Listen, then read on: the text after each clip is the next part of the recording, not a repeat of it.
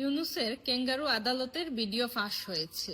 সেই ভিডিওতে বিচারক আসামি পক্ষের আইনজীবীকে বলছে যে আপনি যেভাবে কথা বলতেছেন এইভাবে তো আসামি খালাস হয়ে যাবে।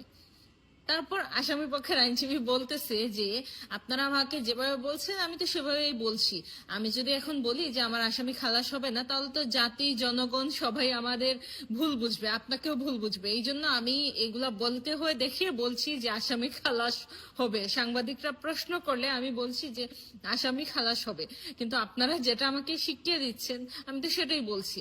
তারপর বিচারক বলতেছে ঠিক আছে তাহলে আপনি ভালোই বলছেন।